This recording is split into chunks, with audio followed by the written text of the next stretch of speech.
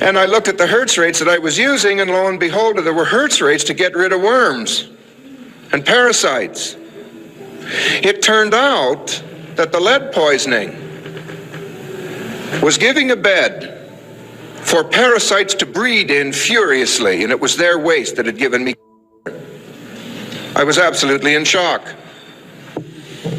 And the more research I did and the further I got into this, the more I found out that pretty much all disease is caused by worms and parasites. Vibration and frequency is everything. It is literally everything. If you take an aspirin, it changes the way you vibrate. And so it blocks the nerves so that you can't feel pain. If you take deworming programs, you change your vibration, and you change your vibration so dramatically that the worms and parasites either have to get out of you, this is no longer a good home, or they die in you. My name's Wayne Rowland. I'm just like you. I have heard that there's a for disease that's been suppressed. One man called me, and he said, there's not one that's been suppressed, there's been 5. Which one do you want to know about? I said, whatever one works. He sent me to somebody that had an original Rife Ray unit, and I used it. 3 months later, the was gone. So was my arthritis. And I was so gung-ho on it that I decided that I had to get involved in building Rife machines and get it out there for people and really help them.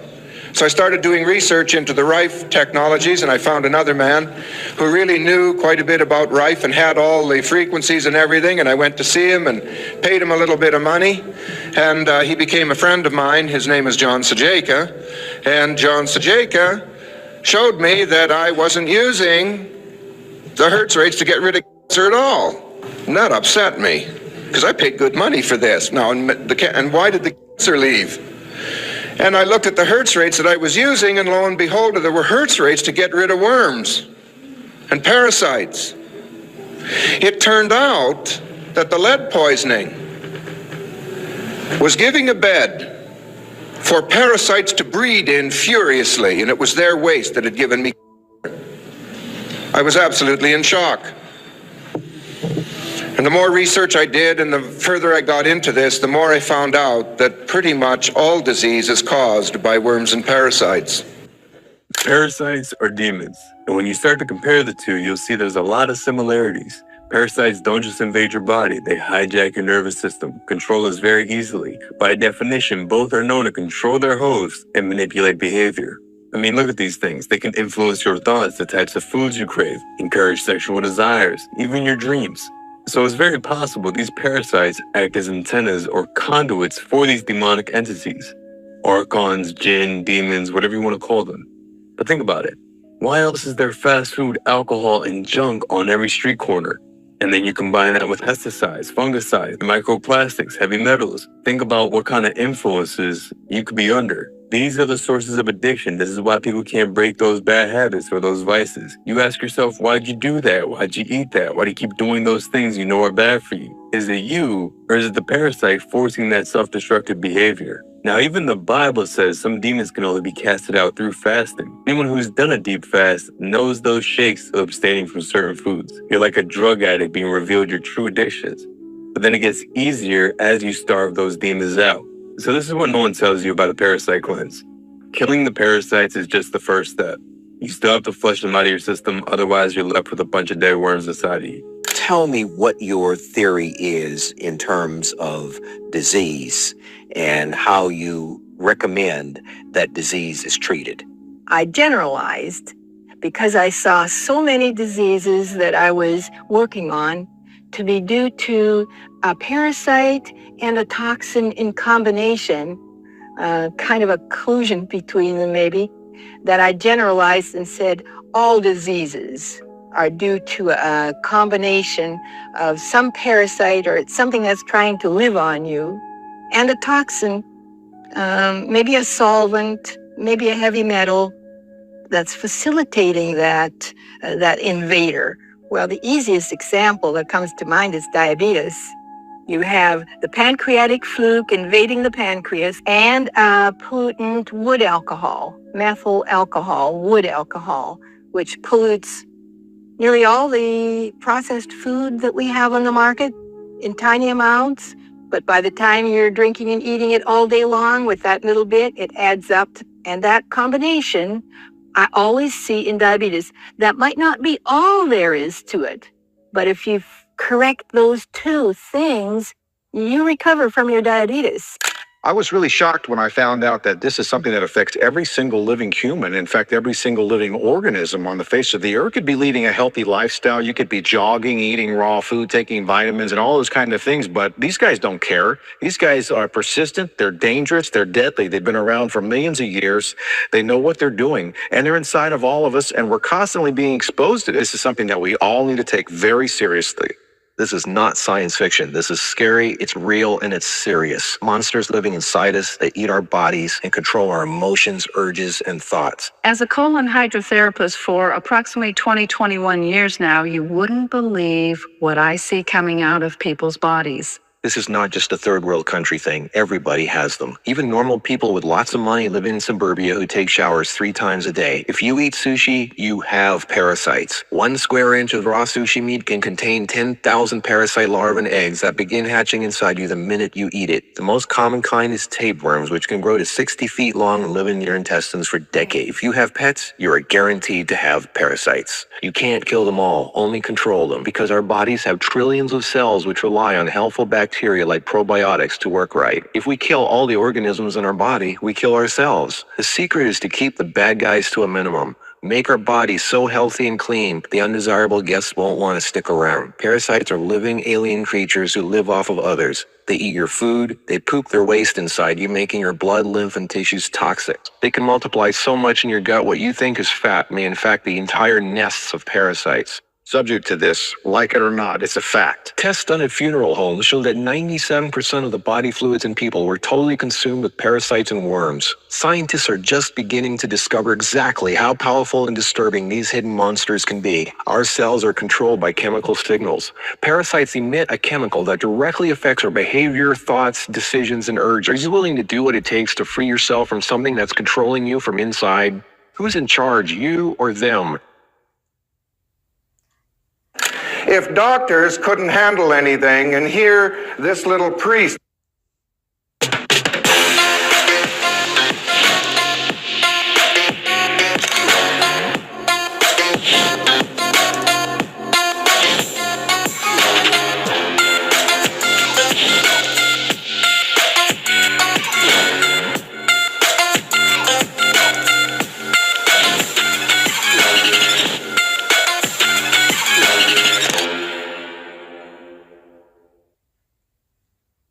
had come out of the woodwork and handled my lead poisoning like he did and some other health issues, and I went back to the doctors to tell them there was no interest.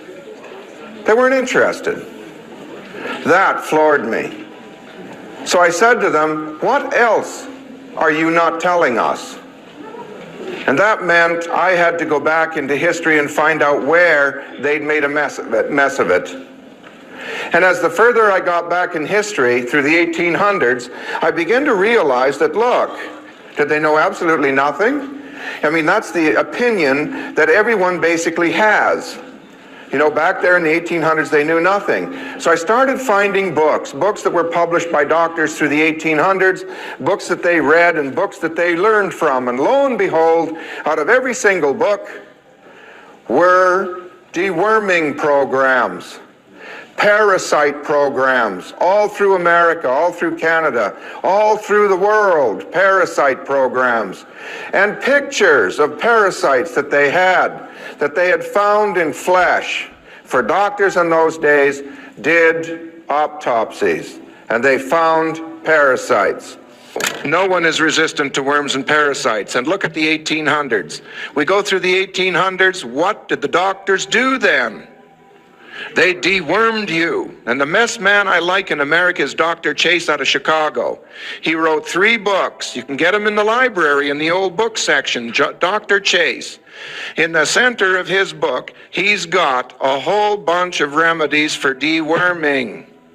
And you know what? He kept records. I love it. And here's what he stated.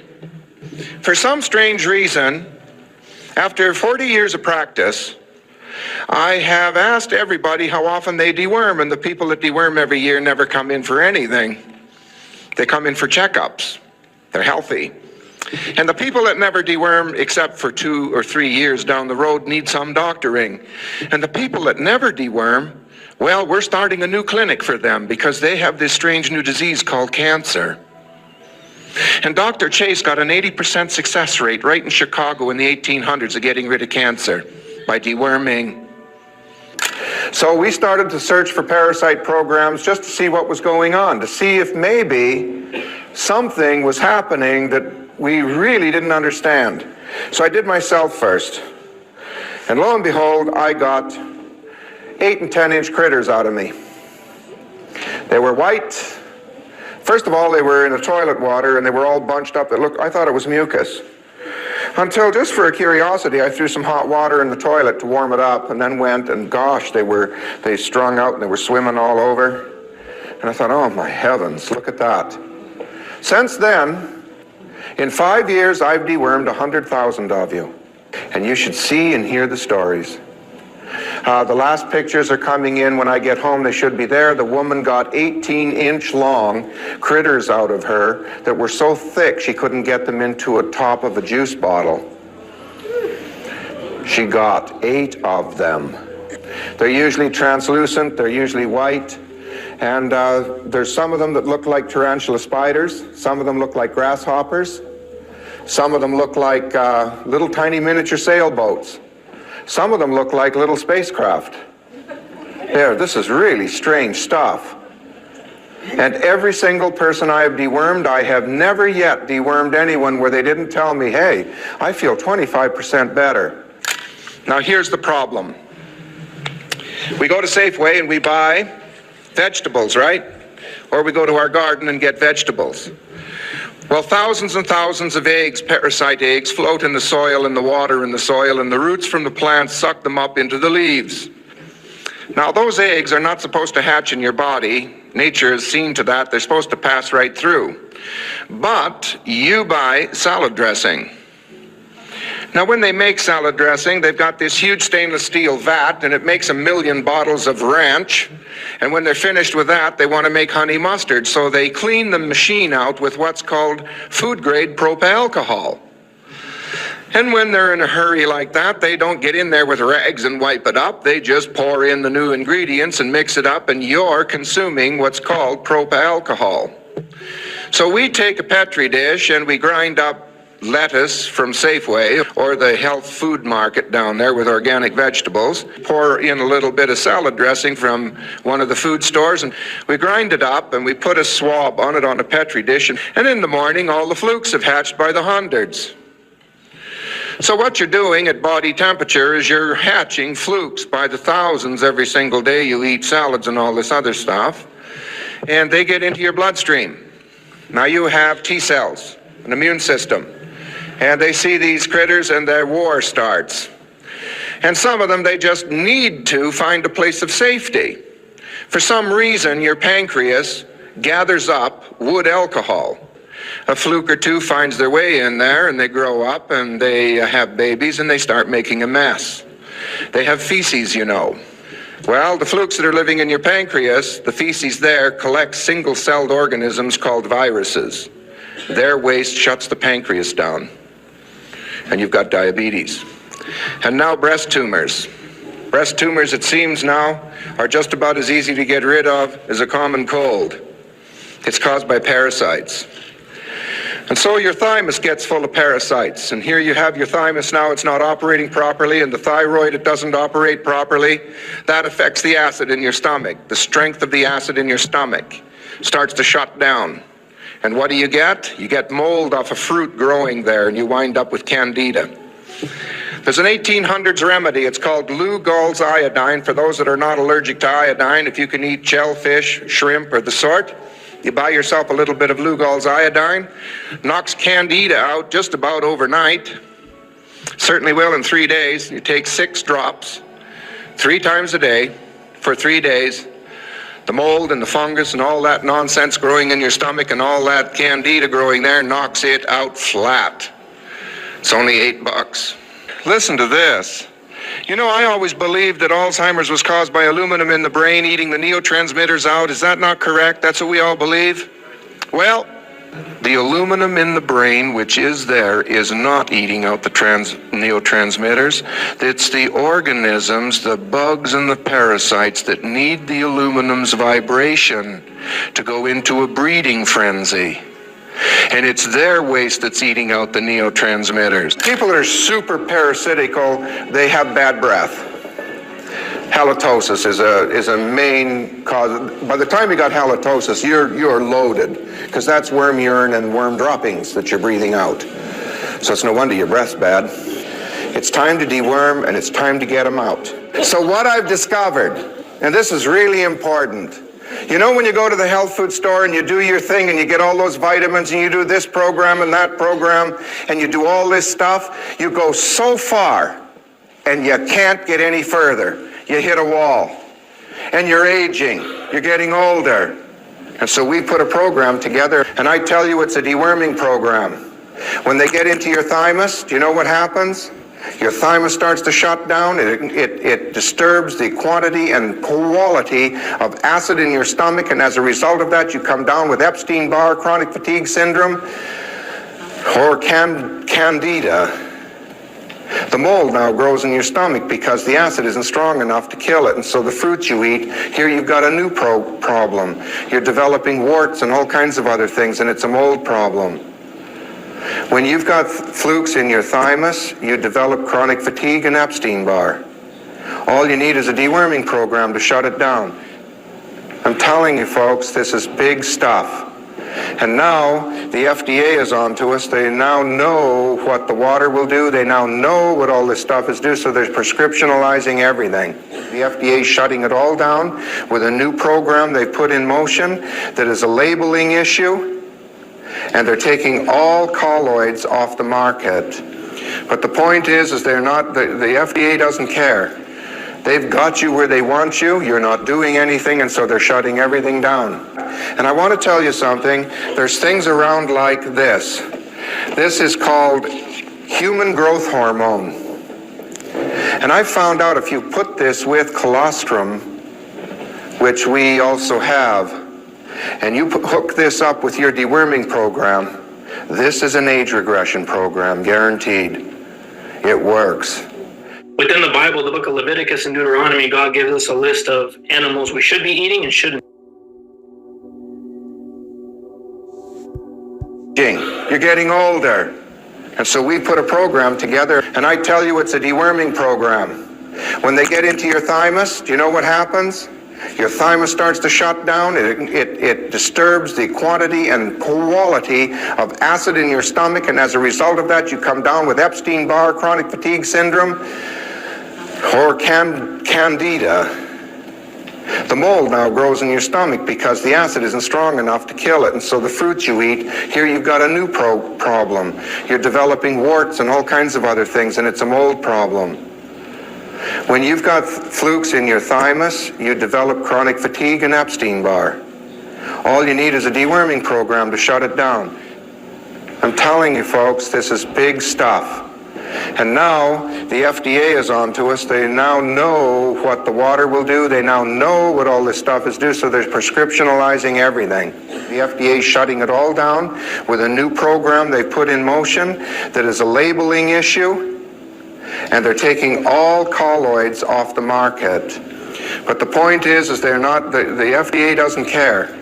They've got you where they want you. You're not doing anything, and so they're shutting everything down. And I want to tell you something. There's things around like this. This is called human growth hormone. And I found out if you put this with colostrum, which we also have, and you hook this up with your deworming program, this is an age regression program, guaranteed. It works. Within the Bible, the book of Leviticus and Deuteronomy, God gives us a list of animals we should be eating and shouldn't be eating, right? So one thing I found that's interesting about the unclean animals, the common thing they have with each other is the fact that they're all bottom feeders. They eat dead carcasses and dead animals and garbage and feces, right? Mm-hmm. And scientifically, unclean animals within the Bible are more likely to be a haven for parasites, right? like pork. We've all heard of like pork worms and pork parasites, right? Specifically associated with pork. Shellfish, right? A lot of shellfish also contains parasites because they're like the bottom feeders of the ocean. They eat whatever and they become havens for parasites, and people eat these products, and that's one of the ways they become infected. Like a rule of thumb is just follow what Jesus did. Did Jesus eat unclean animals? No. Well, there's probably good reason for that, right? Although the Bible doesn't give us the broad reason or the specific reasons for a lot of the commandments, it says in the Bible that the Spirit of truth is going to lead you to all truth, right? So if you want answers for why you should follow this, well, God's going to lead you to these answers, and I believe he's led me to figuring out this kind of stuff, right? So another commandment in the Bible is that God tells people in Leviticus, or his people, to salt every food offering that they have, meaning put sea salt on every single food item. Oh, see, maybe we don't oversalt things. Maybe you guys undersalt them. Here's the thing. There's a difference between natural sea salt and table salt. Table salt is horrible. It's full of caking agents and preservatives. Sea salt is good for you, right? Natural sea salt is. And so there are scientific studies that show that a diet high in sea salt could protect against invading microbes and parasites. Every single food that you eat, every meat you cook with, put a decent amount of salt on it. And like I said, scientifically, it kills parasites, right? A diet higher in sea salt kills parasites. Drinking wine also helps your gut microbiome, right? It fixes it, and I believe it also kills parasites. And in the Bible, I don't know if it was Timothy who said, for the sake of your stomach, drink a little wine, not just water, right? For ailments, it even said specifically for ailments and sicknesses. Drink a little wine, not just water. These parasites are able to influence the nerves of these animals. And so the idea behind that is like, okay, maybe these parasites are related to demons in the way that, like, you look at these old records about demons being able to, like, influence your thoughts and get you to do things that you wouldn't normally be doing. It's because these parasites are influencing you to act in different ways than you normally would in order to continue their reproduction, right? And to continue their lives. I mean, look, think about, and by the way, this idea of parasites getting into animals, making the animals kill themselves, Christ casting the spirits into the pigs, and the pigs all go kill themselves. Yeah, that's what I was saying. This kind of sounds a lot like that. Okay. Right. And by the way, kosher law back in the day was protecting you from parasites you would pick up from eating pigs. That's why pigs weren't kosher, in part. That's one of the theories that people think is it was something that would be eaten, right, that would actually get you parasites. So it was a way, it was a health code to keep you healthy. And so keep you from all of these guys. You can't kill them all, only control them, because our bodies have trillions of cells which rely on helpful bacteria like probiotics to work right. If we kill all the organisms in our body, we kill ourselves. The secret is to keep the bad guys to a minimum. Make our bodies so healthy and clean, the undesirable guests won't want to stick around. Don't feed them the junk food they love. Sweet stuff, bread, alcohol, rice, pasta, milk, cookies, crackers, cereal, meat, cheese, cooked foods, refined carbohydrates, soft drinks, commercial fruit juices, junk foods. They love the food you love and hate the food you hate. Even letting yourself become run down energetically allows them to get stronger. So who's winning, you or them? Common signs of parasites are you're tired a lot, sleeping problems, constant itching, weakness, headaches, lack of appetite, or hungry all the time, especially for sweet foods and carbs. Flu-like symptoms, depression, skin problems, acne, arthritis, joint pains, eczema, dermatitis, sinus problems, breathing and lung problems like pneumonia, then uncontrollable coughing, lumps under the skin, cysts, diarrhea and constipation, sometimes alternating back and forth, mucus in your stool, irritable bowel syndrome, stomach aches, cramps, digestion problems, nausea, overly dry lips, vision and eye problems, gas, bloating. Parasites can burrow into your brain and cause nerve damage and eye problems. They can multiply so much in your gut what you think is fat may in fact be entire nests of parasites. They can clog up your digestive tract so much no food can get through, making you constipated. They love to live in your stomach and intestines because that's where all the food goes, and you feed them every day. As a matter of fact, it's said that almost every health condition known can be connected with parasites in some way. But what if I told you that cancer, acne rosacea, multiple sclerosis, and rheumatoid arthritis, 4 different diseases in 4 different areas of medicine, what if they can all be treated with parasite medication? And that turns out for those diseases to be true. A pathologist, I think McDonald is his name, he was in Florida, I believe. He looked at 100% of dead MS patients, you had a series of 10 patients that died of multiple sclerosis, 100% of them had parasites in the brain and spinal cord. So in the big picture here, we have a book called the ICD-10, which shows that we have 70,000 disease diagnoses you can come up with and codify for Medicare and Medicaid and all these different government agencies. Are there really 70,000 diseases? Or are there 70,000 presentations of a few root causes? That's where we need to go back. We're all subject to this, like it or not. It's a fact. Is it possible that there's a link between demonic entities and the negative parasitic beings that live in our bodies? When we talk about demons, what are we talking about? Evil spiritual entities? Or are they just a figment of our imagination? Well, I would say they are very real, and not only are they spiritual beings, but they can manifest into this world in many ways, and one of those ways is through parasitic organisms. Let's start with, what are the common symptoms of demon possession? 1. They have the power to influence your mind and to fill it with destructive thoughts. 2. They can have an influence on the dream realm, manifesting as shadow beings during sleep paralysis. 3. Possession usually involves becoming sick and constantly tired. 4.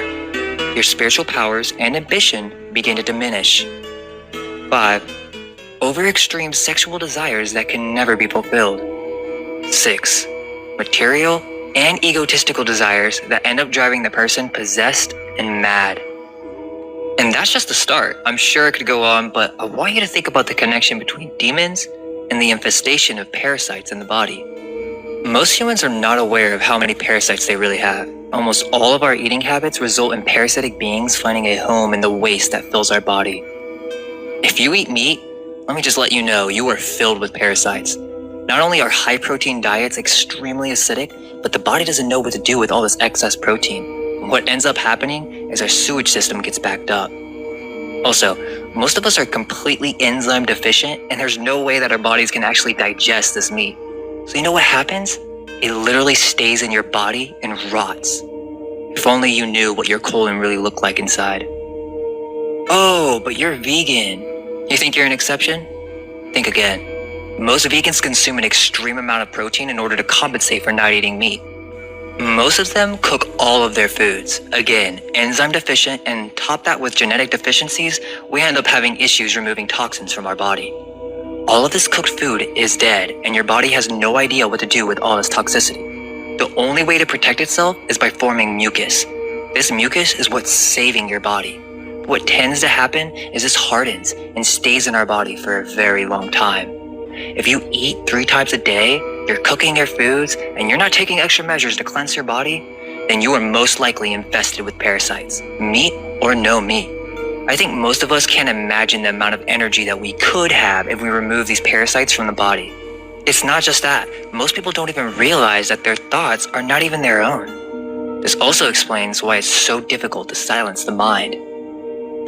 It's not really that crazy to think that if there is something inside of us that wanted to thrive, like a parasite, that they could influence their host to make decisions that create a more hospitable environment for their kind. These microbial organisms absolutely have the ability to steer the thoughts, emotions, and actions of their host. Sounds an awful lot like possession to me. You have beings inside of you that just sit and demand what to eat.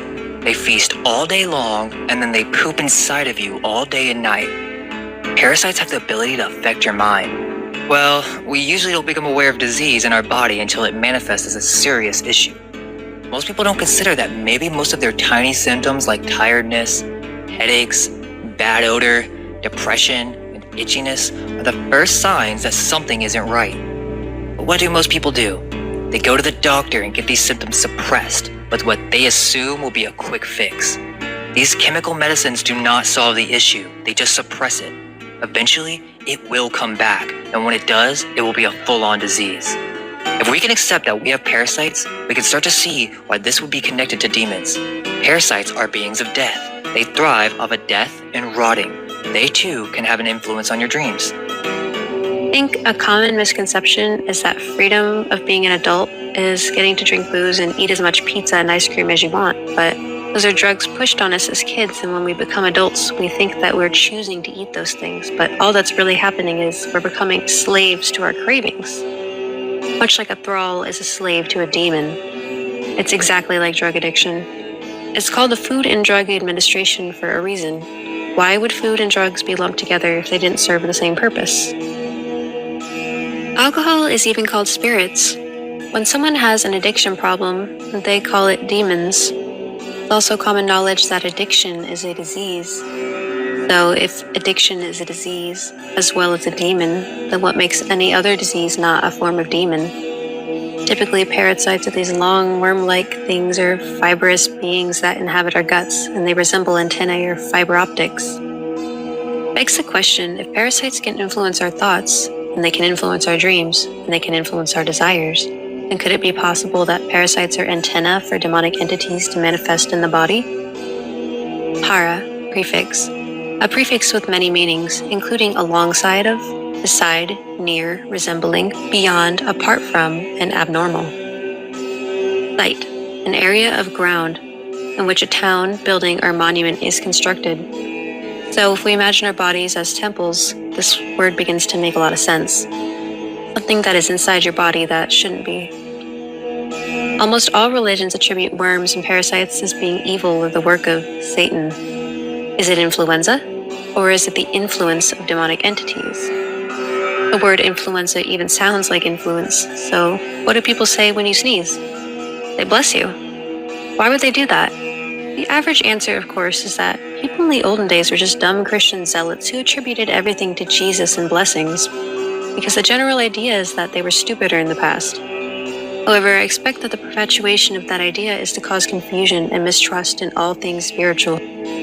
Even schizophrenia, where many people see and hear evil voices from all around, could be caused by a disharmony of the body and an infestation of parasites. From Science Daily, quote, recent studies have found evidence of worrisome impacts, including an association with schizophrenia because of the parasite T. gondii.